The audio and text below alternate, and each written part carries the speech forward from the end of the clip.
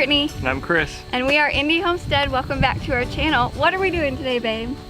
It's a good question. Today we are going to be planting something over our septic field.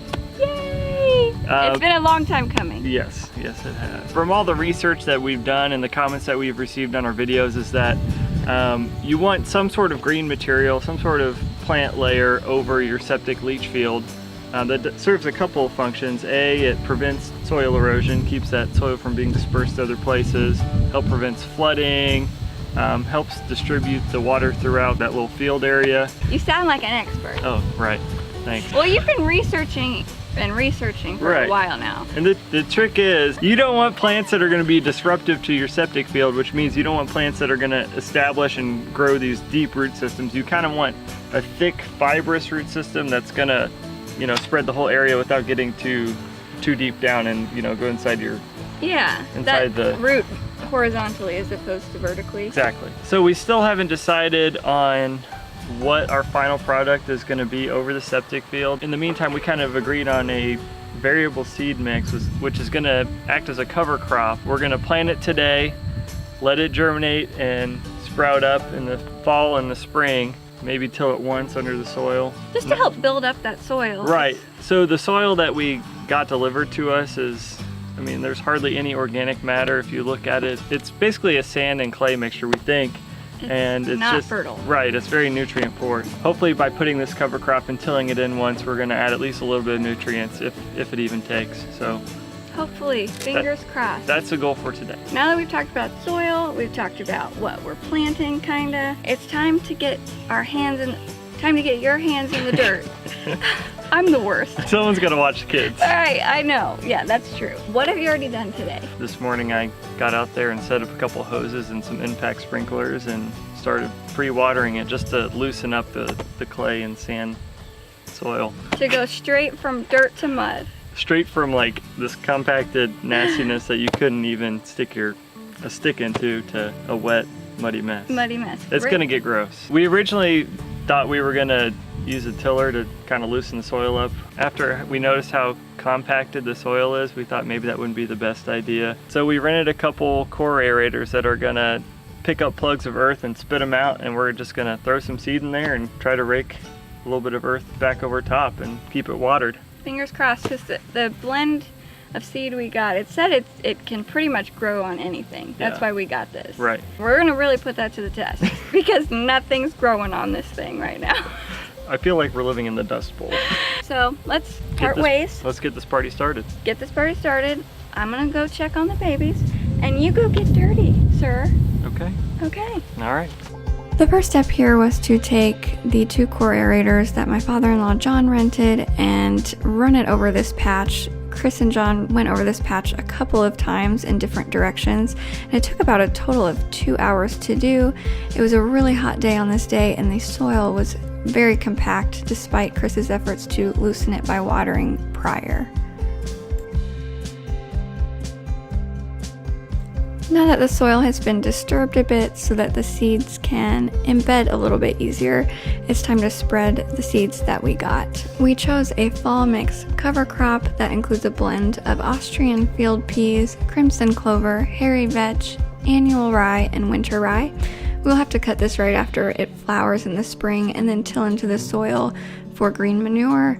And this will hopefully help to fix nitrogen, add organic matter, and suppress weeds. Here, Chris is using the backside of a rake to gently spread a thin layer of dirt over the seeds.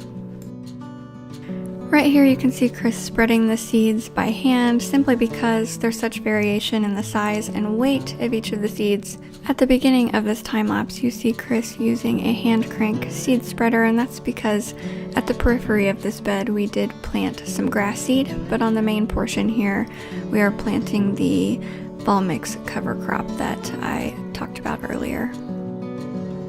Chris is now using this section of chain link fence attached to his mower in essentially the exact same way as the rake earlier. It just covers a wider surface area.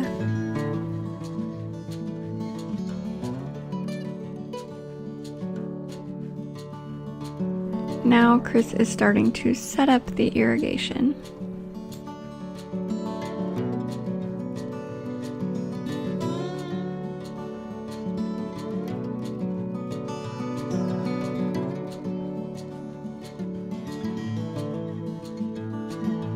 So now it is the next day and it's time to spread some straw. This will help to keep the soil cool. It will help to retain moisture. It'll help to keep the birds from coming down and eating the seeds, and it will help to keep the seeds in place. We were so fortunate to have so many hands on this particular day, in addition to Chris's parents being here, and of course Eli, Chris's uncle, also came over, which helped to make this part go much faster.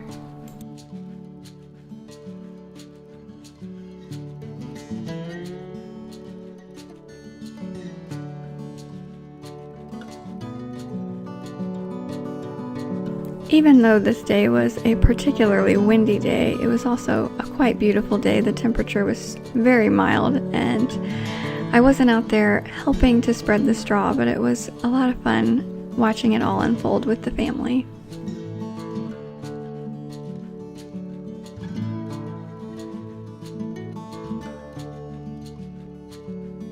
You can see here that Chris is finishing setting up the irrigation system. There are 8 impact sprinklers, which helped us to make sure that the field was consistently watered.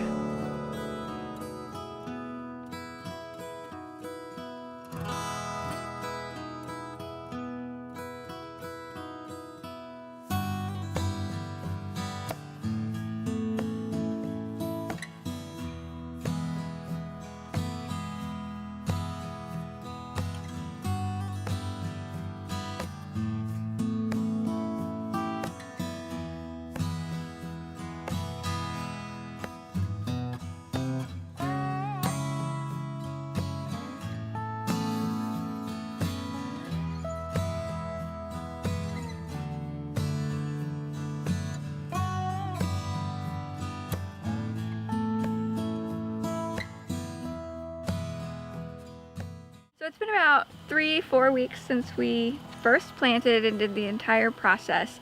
And how do you feel about it? It wasn't a total failure. It definitely wasn't a failure. It was a success.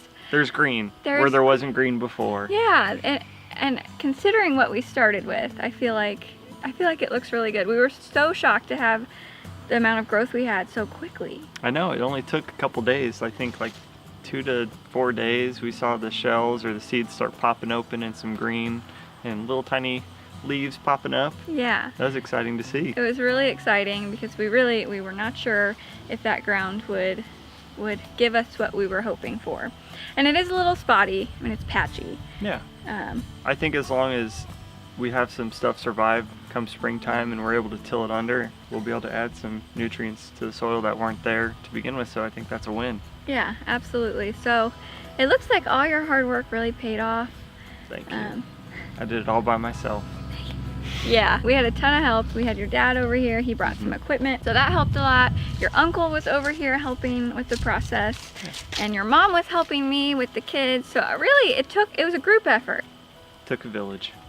It takes a village. That's the truth. We don't really know what our plan is exactly for this area, but not yet, but we'll figure it out. Yeah, we got the foundation in place, so that's a win. Yeah, now it's just hoping that it kind of sustains itself until the spring, and then we'll be able to hopefully do something really awesome with it. If you liked this video, or if you are interested in following along on our homesteading journey, we plan on hitting the ground running in the spring with our homestead, so make sure to subscribe. That's not to say we won't have projects coming in the winter. We definitely do. We've got to build a couple things, including chicken coops and a trailer and all sorts of fun stuff. So yeah, we talked about that in our 6-month plan for getting our homestead started. Lots to share. Stay tuned, hit the subscribe button, and we'll see you in the next one. See you guys. Bye. It's gonna get down and dirty, but that's the way we like it around here. You can't say that. So we rented a couple of, what are they called? Core aerators. Okay, and what do they do? Core aerators. So you don't want to get plants that are going to be destructive to. You don't want plants that are going to be disruptive to your. Disruptive. Destructive. Right. What? Oh my god. Pigeons, right? Yeah. Okay. Ain't that the true? Boo. Okay. That's a win. Yeah, that's a win. I've already said that. That's a win. For the win.